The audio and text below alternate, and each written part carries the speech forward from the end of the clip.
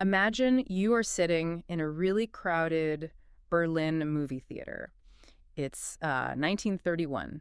The air is probably just thick with cigarette smoke. Exactly. The seats are packed, and you are watching this brand new talkie thriller. Right, so you're expecting this swelling, dramatic musical score. Yeah, you expect clear, heroic dialogue and all that, but instead, the booming sound suddenly just cuts out And entirely. you're plunged into this dead, heavy silence. And the person next to you shifts nervously in their seat, and in that quiet, the rustle of their coat sounds like a gunshot. Wow, yeah. The tension is just so physical, so suffocating that you actually forget to breathe. Well, and that visceral, terrifying reaction, I mean, it wasn't an accident at all. It was a totally calculated assault on the audience's sense of safety. Right. The director wanted you to feel the exact same creeping dread that the people on the screen were experiencing. Which is wild. And we are dropping you directly into that suffocating atmosphere today.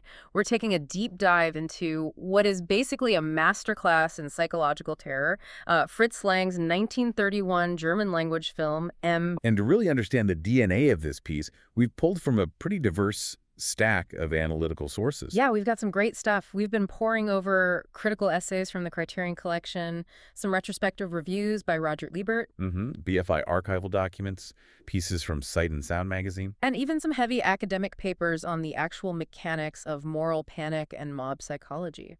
I know it sounds like a lot of dry film theory, Mm. but the focus of these sources isn't really on, camera lenses or box office numbers. Not at all. They all zero in on something much more primal. They're looking at this movie as a mirror held up to a society that is just on the verge of a total nervous breakdown. Which brings me to the ground rules for you listening right now. Our mission today is highly specific. We are not giving you a Wikipedia plot summary. No, definitely not. And we are certainly not revealing the ending. Instead, we're using this film as a framework to explore the anatomy of panic itself. Right, looking at how a society fractures under the weight of social anxiety. Exactly, and how the entire concept of justice basically gets flattened when people are just desperate to feel safe. We are dissecting how fear is built, how it spreads, and what it eventually transforms into. Okay, let's unpack this, because to understand how fear creates its own reality, we first really need to look at how that fear is physically constructed. Yeah. We have to look at the world these characters are trapped in. And to do that, we have to ground ourselves in the actual historical reality of Weimar Germany in 1931. Right. The academic papers we reviewed make this really strong point. You just cannot separate the panic in this film from the economic and political ruin of the era. It's all connected. Absolutely. The populace is sandwiched right between the trauma of the First World War and the creeping shadows of the Second. But the real mechanism of their anxiety, the day-to-day terror, is hyperinflation. I want to pause on that, actually, because, hyperinflation is a term we throw around in history class. But what does it actually do to the human psyche on a daily basis? Well, it essentially destroys the fundamental logic of cause and effect. How so? I mean, imagine taking a literal wheelbarrow full of cash to the bakery. Just to buy a simple loaf of bread. Exactly. Money loses its meaning. And when the basic currency of survival becomes that absurd, the ground you walk on feels completely unstable. Yeah, that makes sense. The government is fragile, the rules keep changing, and there's just this ambient, pervasive anxiety in the air. People feel entirely out of control of their own destinies. So the soil is already incredibly toxic before the story even begins. The citizens are essentially just waiting for a spark. They really are. And what the BFI and Criterion essays highlight is that Fritz Lang doesn't just place his characters in a city, he turns the city itself into a psychological weapon against them. Right, drawing really heavily on German Expressionism. Yeah, explain that a bit. So German Expressionism is crucial here. It was this movement obsessed with rejecting objective reality in favor of depicting internal subjective emotion. Lang uses specific visual techniques, what the critics call urban framing and shadow lighting, to manifest that internal terror physically. To make it real. Exactly. He creates a landscape that basically feels like a cage. The shadows are what really caught my attention in the literature. There is this recurring theme across the sources, the idea that fear outpaces facts. Oh, absolutely. And Lang visualizes this by hiding the threat. You don't see the monster in broad daylight. You see a distorted shadow creeping across a brick wall. Or a silhouette stretching unnaturally over a wanted poster. Yes. And that deprivation of visual information is just a brilliant psychological trick. It really is. Yeah. Because when you show the audience or the citizens in the film a clear picture of a threat, they can quantify it. Right, they can measure it. But when you only show them a silhouette, you deny them the data they actually need to process it logically. I kept thinking about how this translates to the way we process information today. Oh, that's an interesting angle. Let's look at it like this. Lang's use of shadows is essentially the 1931 equivalent of a modern digital rumor mill. Okay, I see where you're going with this. Yeah, a distorted, faceless shadow on a brick wall acts exactly like an unverified, terrifying clickbait headline floating across your social media feed. Because it lacks detail. Exactly. It lacks detail, nuance, and actual facts. And because it lacks those things, it basically becomes an empty vessel. The human brain just hates a mystery. We really do. We are hardwired to recognize patterns, and if there is a blank space in the pattern, our survival instincts kick in. And we fill that blank space with our own personal worst-case scenarios. The shadow isn't just a shadow anymore. Right. You project your specific anxieties onto it. By withholding the facts, the fear actually mutates into a custom-tailored monster designed to scare you perfectly. And that is the insidious nature of social paranoia. The threat is no longer a specific person. The threat is everywhere. The architecture itself feels complicit. I mean, Lang shoots these impossibly tight, claustrophobic courtyards. He frames stairwells so they look like descending spirals leading to nowhere. Dead-end alleyways everywhere. Exactly. The physical environment literally becomes a labyrinth, holding the citizens hostage. I have to challenge the intention there, though. Okay, lay it on me. Is it possible we are, over-intellectualizing the framing? Could Lang have just been working with a limited studio space and tight budgets, and we are applying this deep psychological meaning to it almost a century later? It's a fair question, for sure. But the archival materials from Sight and Sound point out how incredibly deliberate Lang's storyboarding was. Really? Yeah, he wasn't just working around limitations, he was actively designing traps. He frequently frames characters behind bars or looking through grates or trapped within the strict geometric lines of staircases. So it was totally intentional. Absolutely. The visual language is aggressively telling the viewer that there is no escape from this anxiety. Everyone is a suspect and everywhere is dangerous. Okay, so visualizing the fear through shadows and claustrophobia is half the equation. We have the physical setting. But there's a sensory element to this film that stretches that psychological tension until it practically screams. Right. We have to move from what the audience sees to what they hear. Or, well, more accurately, what they don't hear. Here's where it gets really interesting. M is considered a pioneering work in early sound cinema. Talkies were still a relatively new novelty. They were a massive draw. But Lang didn't take the expected route. He didn't just throw sound into every single frame to show off new technology. He used it with surgical, brutal restraint. Yeah, the historical context provided by the BFI notes that most early sound films were practically drowning in noise. Because they wanted to show off. Exactly. Directors were desperate to prove they could record audio, so movies were just wall-to-wall dialogue, crashing sound effects, constant music. But Lang went the opposite direction. He did. He utilized this technique of suspense through silence.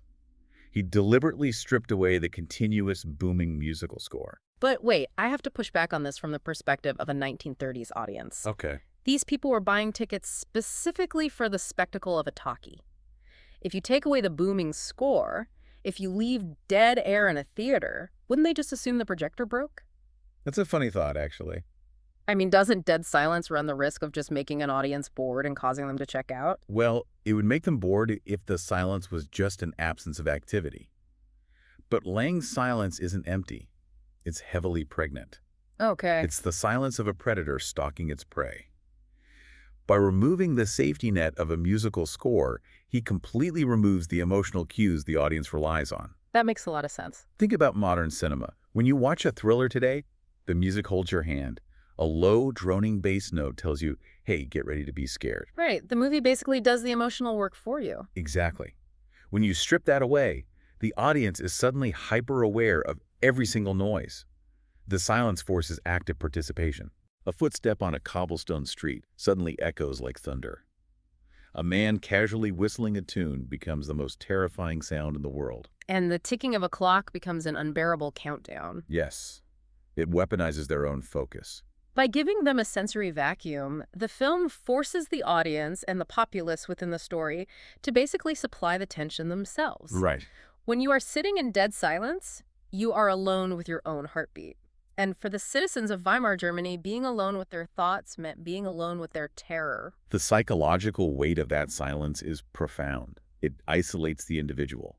You have a city full of people, but they are all locked in their own private, quiet nightmare. Just staring suspiciously at their neighbors. Exactly. But human beings are not built to sustain that level of isolated psychological pressure indefinitely. A society can only hold its breath in the dark for so long before someone gasps. And eventually, that silence violently shatters. The tension snaps. Those fearful, isolated individuals sitting alone in their claustrophobic apartments, they spill out into the streets. They coalesce. Right, and they transform into something much larger and infinitely more dangerous, a mob. The academic sources focus heavily on this transition.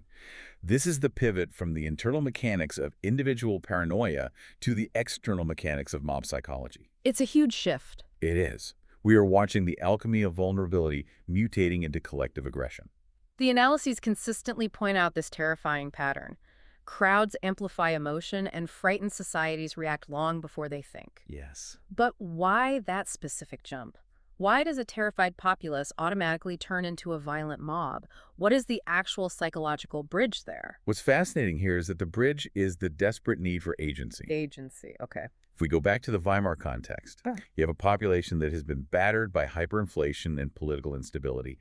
They feel powerless. Totally out of control. Right. Furthermore, the 1920s and 30s saw a massive boom in sensationalized urban crime journalism. The press was basically feeding the public a daily diet of anxiety. So they were primed to believe that chaos was constantly knocking at the door. Exactly. So when a genuine, horrifying crisis strikes the community in the film, the fuse is already lit. The society just explodes. They are terrified.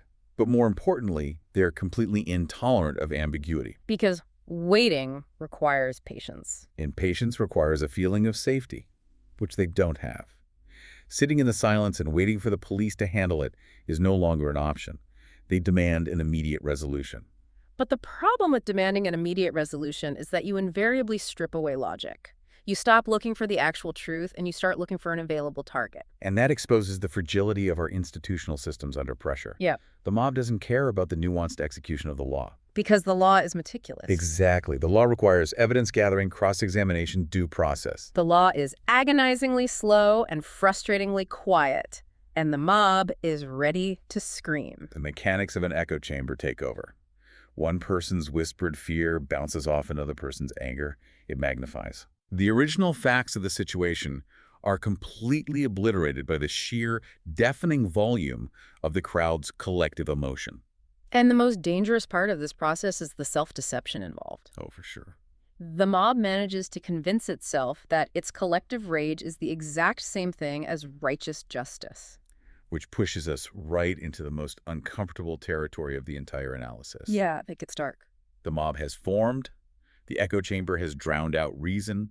They have demanded a resolution, and now they are taking matters into their own hands, enforcing their own brand of order. Right. And this forces us, as the audience, to confront a deeply unsettling reality about who actually holds the moral high ground. The essays from Criterion and the reviews by Roger Ebert lean heavily into this shift. The focus really moves to the profound complexity of guilt. And the fact that justice becomes incredibly fragile the moment fear dictates the terms of engagement. The concept of a good guy and a bad guy just evaporates. It totally does, because once the mob takes over, we aren't watching a standard procedural where noble detectives track down a villain. We are watching a society devour itself from the inside out. Lang plunges the audience into a state of severe moral ambiguity. He forces us to look at the faces of the mob. And those faces are haunting. They really are. These are supposedly the normal, upstanding citizens, the bakers, the bankers, the mothers, the everyday people of the city. Yeah. But when you look closely at their faces in the film's climax, you see absolute, unhinged savagery in their eyes. They look entirely feral. They do. The line between the righteous citizens and the wicked criminals blurs so entirely that they become indistinguishable. Wow. The mob is willing to commit horrific acts of violence, completely bypassing the legal system, all under the banner of protecting their community. So what does this all mean? I really want to throw a sharp philosophical question your way based on the academic readings. Okay, I'm ready. When a crowd is driven entirely by this kind of blinding moral panic, are they actually seeking justice at all? Or are they simply trying to execute their own fear so they can go back to feeling